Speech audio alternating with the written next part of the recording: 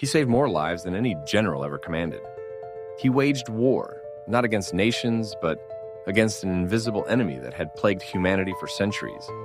And he did it armed with nothing more than a microscope, an unshakable curiosity, and an unbreakable will.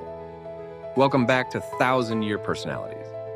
And in this episode, we take a closer look at the life of Louis Pasteur, the man who saved millions.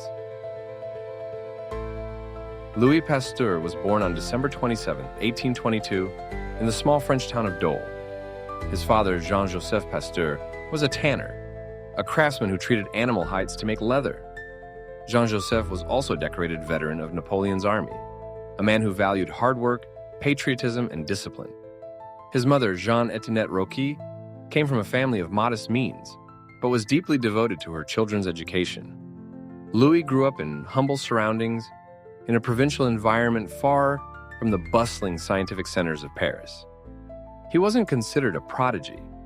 In fact, his early school reports described him as ordinary in academics. But he had a gift for patience and observation, a skill that showed up in his love for painting and sketching. For a time, it seemed Pasteur might pursue art, but his father urged him to focus on his studies. That encouragement set Louis on the path to science, eventually leading him to the École Normale Supérieure in Paris, where he trained as a chemist. In 1849, Louis Pasteur married Marie Laurent, the daughter of the rector of the Strasbourg Academy. Marie was more than just a partner. She was his confidant, assistant, and tireless supporter in his research. She helped copy his notes, manage his correspondence, and even assisted in laboratory experiments. Their marriage was built on mutual respect and shared purpose, but it wasn't without sorrow. The couple had 5 children, and tragically, 3 of them died young from diseases like typhoid fever.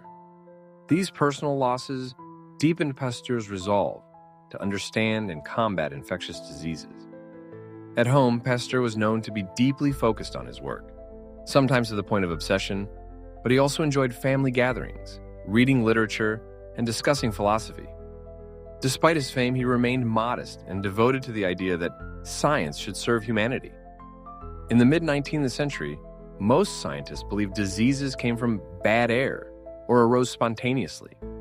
The idea that invisible microorganisms could cause illness was dismissed as unproven speculation. Pasteur challenged this. Through meticulous experiments, like his famous swan neck flask experiment, he proved that microorganisms were everywhere, in the air, in water, and even on our hands.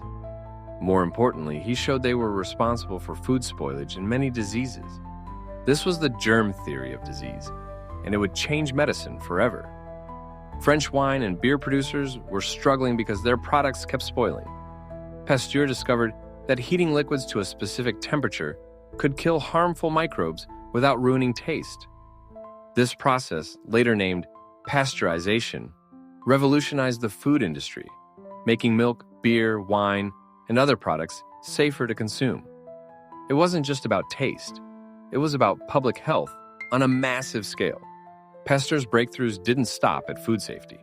He turned his attention to vaccines, creating ones for anthrax and chicken cholera. But it was rabies that brought him global recognition. The disease was feared worldwide, and no cure existed. In 1885, when 9-year-old Joseph Meister was bitten by a rabid dog, his mother begged Pasteur for help. Though he wasn't a licensed doctor and had never tested his rabies vaccine on humans, Pasteur decided to try. After a series of injections, Joseph recovered, becoming the first person saved from rabies. The story spread across the globe, making Pasteur a hero.